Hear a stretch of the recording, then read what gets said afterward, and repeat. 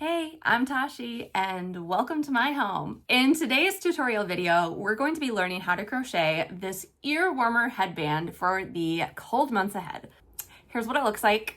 Super cute, super cozy, keeps your ears nice and warm. So let's start by talking about the supplies that we're gonna need to get started. I make my headband with a very specific style of yarn. That's what gives it kind of this really nice texture, and it's super soft, really comfortable, really stretchy, so it's gonna fit a variety of head sizes. So the yarn that I use to make my headbands is the Lion brand homespun yarn. This yarn comes in a variety of different colors.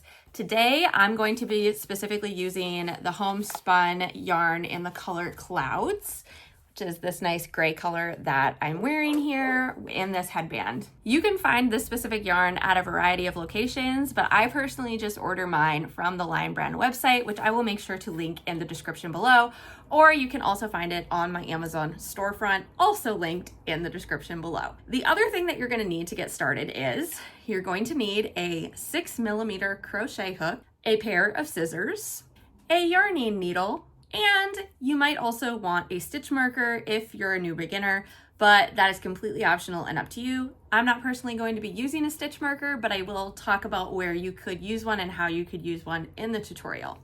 Once you have all of your materials assembled, we'll go ahead and get started.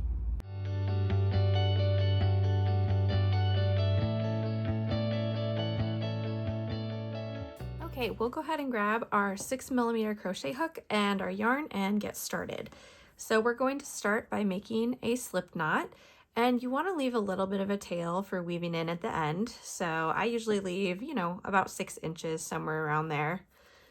Doesn't have to be super long, but just enough to weave in a little bit. And then we'll tighten our knot around our hook, and we're going to start with a chain of 2. So yarn over, pull through the loop on your hook, yarn over, pull through the loop on your hook. Now we're going to be making what's called a single crochet foundation chain. So the way that we do this is we start by sticking our hook into this first chain that we made. So we're going to skip the one right next to our hook and go into this first chain. And then we will pull up a loop. So we should have 2 loops on our hook. And that was Kevin. And then we're going to yarn over, pull through only the first loop on our hook. So what we just did there is we basically made the chain, and now we're going to make the single crochet on top of the chain. So now that we have 2 loops on our hook, we're going to finish this out like we would a regular single crochet by yarning over and pulling through both loops on our hook. So here we just made the chain base and then the single crochet on top of it all in one fell swoop. And we're going to keep doing that all the way down until we have 60 single crochet foundation chains. So to do this next one, we're actually going to stick our hook through this chain that we just made. So we're going to stick it right here. And once you stick it through, you'll kind of see that there's like a nice V there that looks like it might be a chain base. That's what you want, okay? So right through there like that. I'll show you one more time. So this is what our stitch should look like. Okay, this is our original slip knot. We're sticking our hook right, Kevin, you're in the way, Kevin. We're sticking our hook right through this piece of the stitch. Then we're gonna repeat that same process. We're gonna yarn over, pull up a loop, we're going to yarn over, pull through 1 to create the chain, and then we'll yarn over and pull through 2 to create the single crochet on top of the chain. So there we have our second one. So there's our first one, there's our second one, and we'll keep going with that. So again, I'll show you a couple more here. We're going to stick our hook through that chain piece, so right through there like that. You can see the V that's kind of on top of the hook now. We'll yarn over, we'll pull up a loop. We should have 2 loops on our hook, yarn over, pull through 1, and then yarn over and pull through 2. And we're going to keep going like this until we have 60 of these foundation chains. So I'm going to go ahead and get all the way to 60, and then I will meet up with you to show you what we're going to do next. Okay, so I just finished with my 60th chain, and if you're going by measurement, you want a foundation chain that's about 20 inches long. So that's what I have here for my foundation chain. And if you lost track of your stitches, there's a couple ways that you can count this. So first of all, if you look kind of at the top, so we're not looking at the chain base, but we're looking at the single crochet side, you can kind of just count the V's.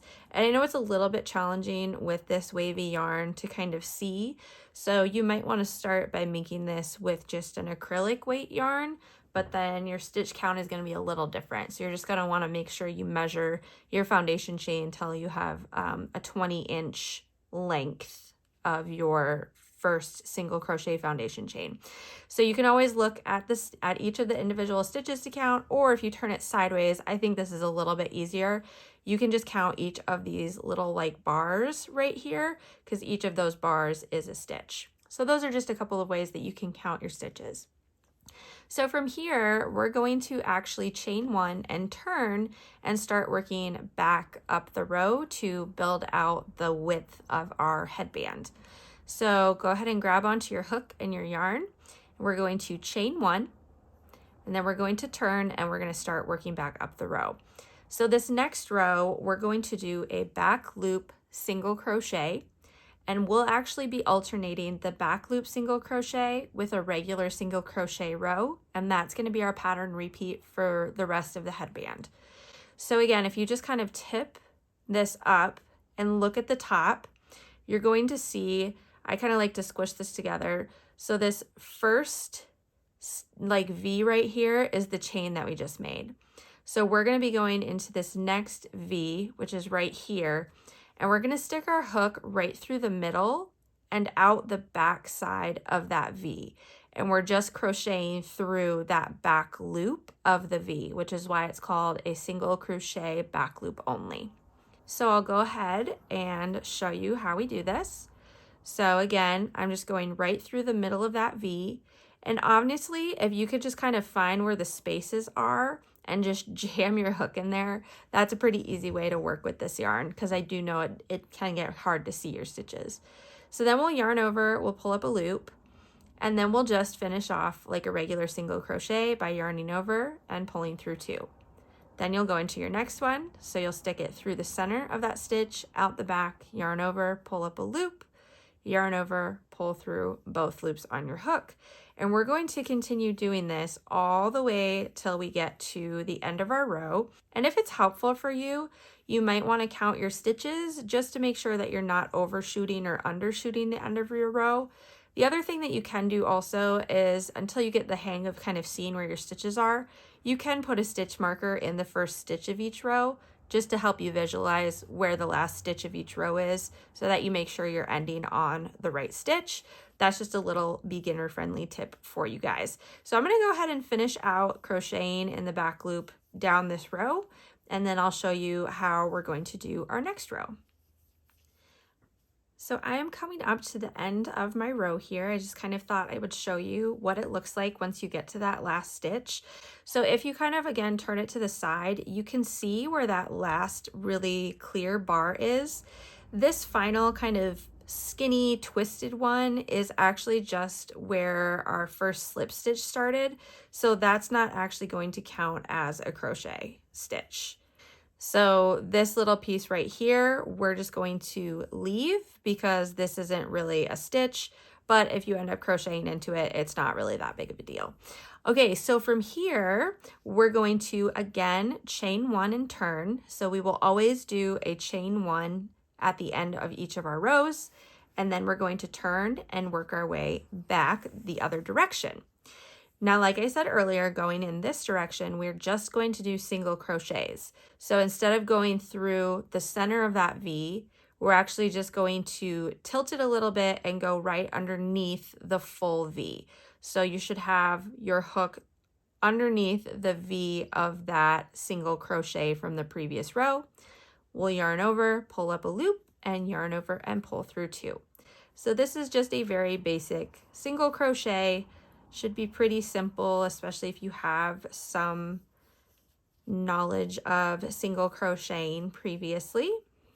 And we'll just single crochet all the way down the row. Once you get to the end of this row, you're going to repeat those 2 rows that I just showed you. So you'll chain 1 and turn, and then we'll be doing another single crochet in the back loop only row. You get to the end of that, chain 1 and turn, single crochet row. So you'll be repeating those 2 rows until the width of your headband measures somewhere between 4 and 5 inches. So I'm going to keep crocheting my piece here, and I will meet back up with you when I get to that between 4 and 5 inch mark. Okay, I just finished my 15th row, and one thing that I did forget to mention, you do want to end on a single crochet row, otherwise you're going to have kind of a strange edge along the side of your headband. So if we measure this, I am currently sitting about at 4.5 inches, and I could have stopped 2 rows earlier because I was at 4 inches, but I wanted this one to be just a little bit wider. So I did add a couple extra rows to get to that 4.5. Like I said before, you want to be somewhere between 4 and 5 inches long. So now what we're going to do is we're going to go ahead and fasten off our yarn. So to do that, all you're going to do is make a slip stitch. So we'll yarn over, pull through, and then we're going to cut a fairly decent tail so that we can use it to sew our headband together. So I usually leave about 6 to 8 inches, I would say, for the tail. And then you'll just take your hook and pull the yarn all the way through that slip stitch, just like that. Now what we're going to do is you want to fold it so that this textured ribbed side is on the inside of the fold, just like this. So you'll notice that there's kind of a flat side and then there's this textured side. We want the textured side to be the outside of our headband. So for sewing purposes, we're going to tuck it towards the inside, because what we're going to do is after we sew this top together, then we'll flip it inside out. So this will end up being the inside, and then this will end up being the outside of the headband. So go ahead and just fold it in half for starters. And this is the part that gets a little bit tricky with this. So the way that we make the twist in the headband is we want to drag these 2 pieces so that they're kind of half and half aligned with one another. So I'll do that one more time. I just take the top piece, kind of drag it so the edge is about at the center of the back piece. And then I'm going to take this other half of the back piece and wrap it around just like this. And you want to make sure to line up the sides. So you might have to shift it just a little bit. And we want to try to keep the edges all kind of lined up as well. Then you're going to take this other side and you're going to wrap it around the back like this. And what we're going to do now is we're going to take our tails that we have, and we should have our tails on opposite sides of one another if you ended with that single crochet row. And we're just going to weave our tails along, catching all 4 of these little folds here to really make sure it's fastened together well. So I have my yarning needle here. I'm just going to kind of hold this together with one of my hands while I thread my needle with my other one. And you can definitely do this before you do your folds as well. Honestly, it would be a little bit easier, but you know, I like to make my life a little bit harder. Okay, so here we go. Again, just make sure all of those edges are kind of lined up with one another. You want the edge lined up with the fold at the corner, and same on this side. So I'm going to start just by sticking my needle right through that stitch on the edge here. And then what I like to do is I just kind of like to come through and just wiggle and make sure I'm catching all 4 of those pieces. This does not have to be perfect because all of this is going to be hidden on the inside of your band. So you just want to make sure that you're connecting those pieces together really well and securing your headband so that it's not going to fall apart. So don't worry about getting this perfect. You just want to make sure that it's well secured is the key here. So I like to take the long tail that we fastened off with, and I like to take that all the way down to the other end. So I'm getting close to the other end here.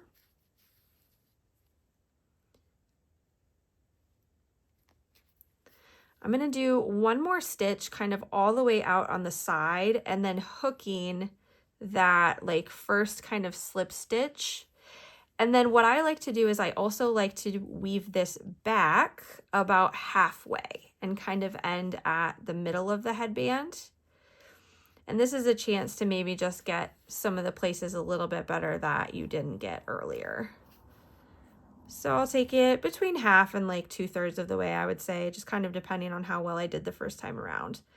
And I like to try to end in kind of a little divot. So I don't want to end on a part that's sticking out. I kind of like to end on a part that's maybe a little bit more tucked in. And that'll make sense why I do that here in just a second. Then I'm going to grab my other end, and this is the end that we started with. So this is a slightly smaller tail. And I'm just going to weave this until it comes out kind of right next to this first tail that I wove through. So since this is on the edge, I'm just going to take it and stick it through the edge just to kind of secure that piece down. And then I'll just, again, just kind of weave it through. At this point, we're not really securing the pieces of the headband together. I'm mainly just trying to get the yarn out by its partner. So again, not a perfect science. And we'll do just a couple more here. Okay, so now I just want to make sure that when I come through, I'm bringing it out kind of right next to that other tail, just like that. And then I'll remove my needle. And what I like to do, and the reason that I put these tails out kind of in a crevice, is because I triple knot these together just to make sure that they're not going to come untied. And I pull it nice and tight. So then it kind of just sits down in that crevice, so the person wearing it isn't going to feel it at all. So I just do a triple knot. And if you want, you can weave these throughout the other side before you clip them, but usually that's enough for me to feel like the headband's secure, and then I'll just clip off the tails. Be careful not to clip any of the stitches because that would be bad. And to finish off our headband, all you have to do is turn it right side out. So we're just going to kind of lay it flat like this, and then give it a flip. And then you can kind of pull the twisted part and flatten it to your liking. And there you have it, a very simple but very cute and cozy winter headband to keep you warm during the chilly months. I hope you guys enjoyed this tutorial, and I'll see you next time.